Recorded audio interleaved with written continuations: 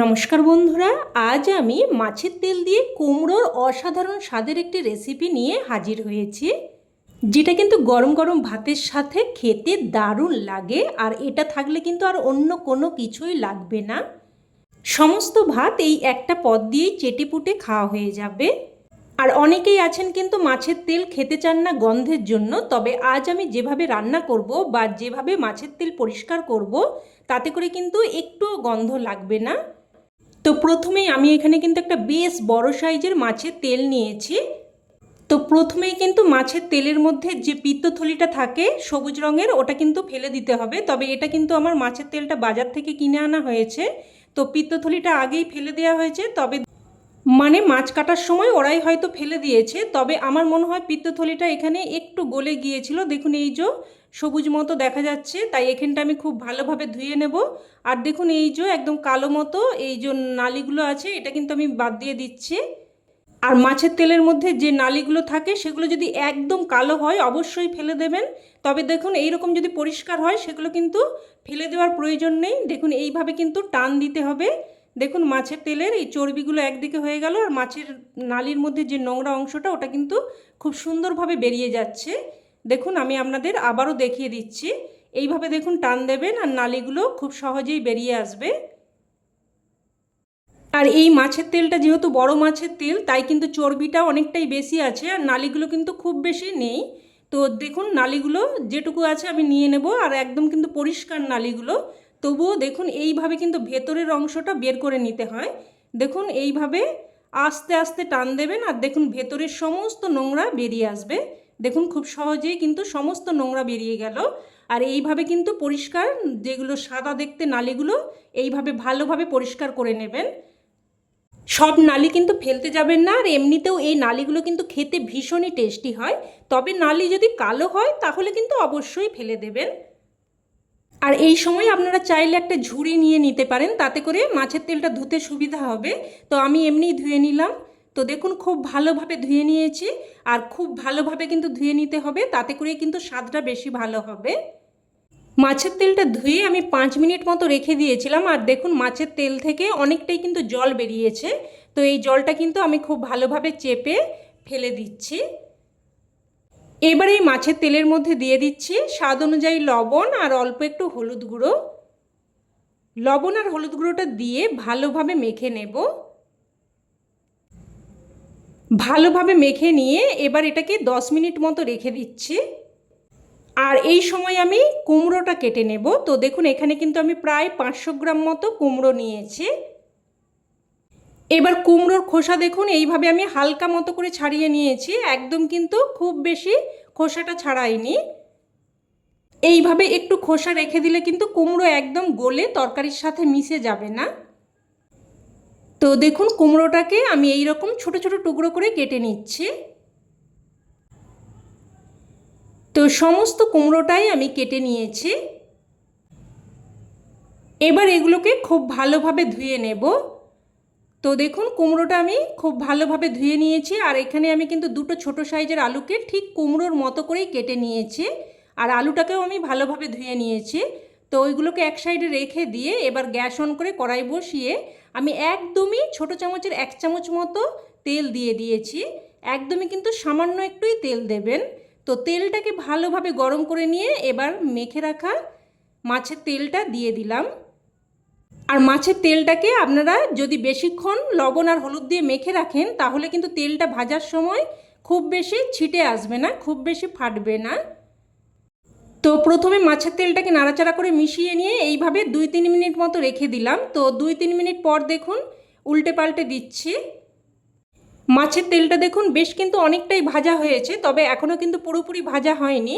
আর এই সময় মাছের তেলটা কিন্তু ছিটে আসে, তাই কিন্তু আমি ঢাকনা দিয়ে দিয়ে মাছের তেলটাকে আবারও 3 থেকে 4 মিনিট মতো ভেজে নিয়েছি।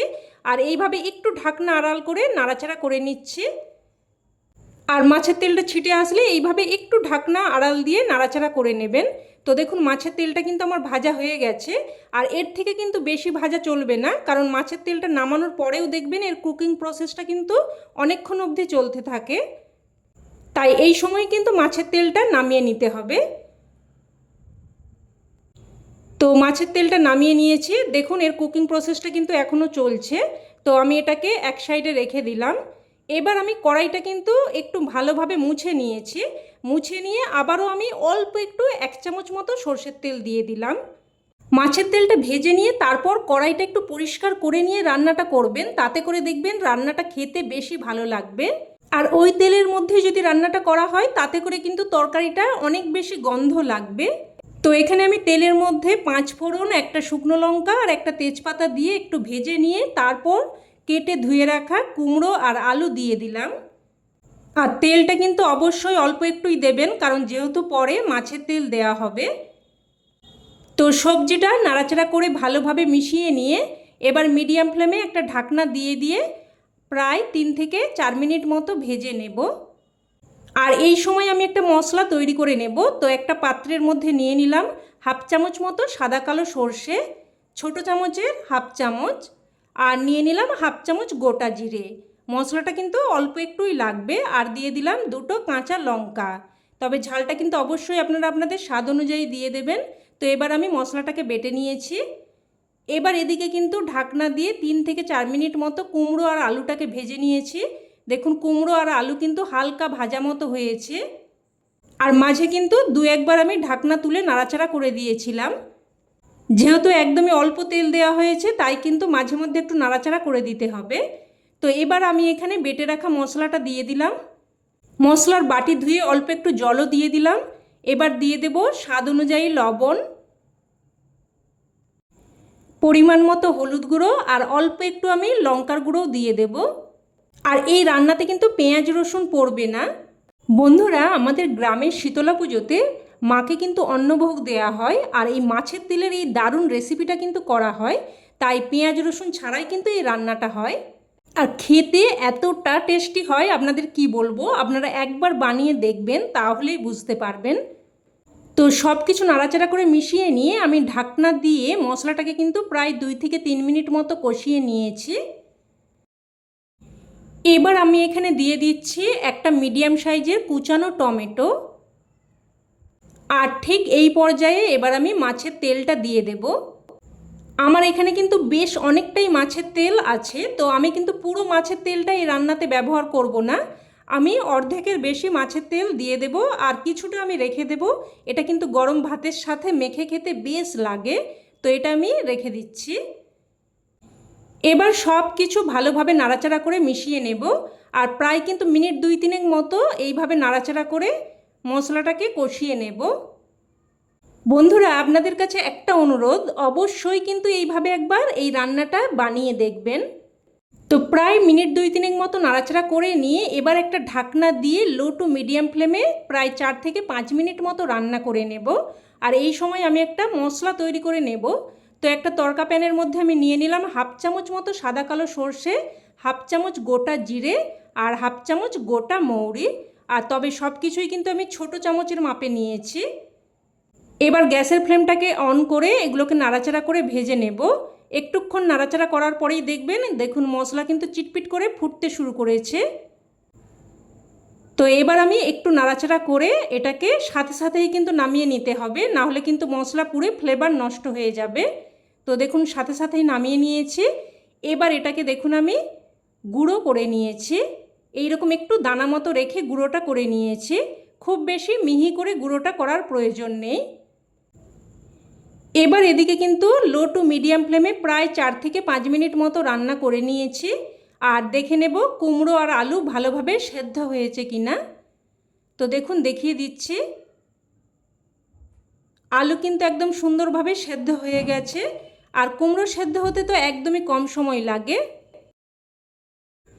এবার এখানে দিয়ে দেব কিছু কুচানো কাঁচা লঙ্কা আর গুঁড়ো করে রাখা ভাজা মশলা। এবার এগুলোকে নাড়াচাড়া করে ভালোভাবে মিশিয়ে নেব। ভালোভাবে মিশিয়ে নিয়ে এবার একটা ঢাকনা দিয়ে জাস্ট 2 মিনিট মতো রান্না করে নেব। তো ঢাকনা দিয়ে জাস্ট 2 মিনিট মতো রান্না করে নিয়েছি।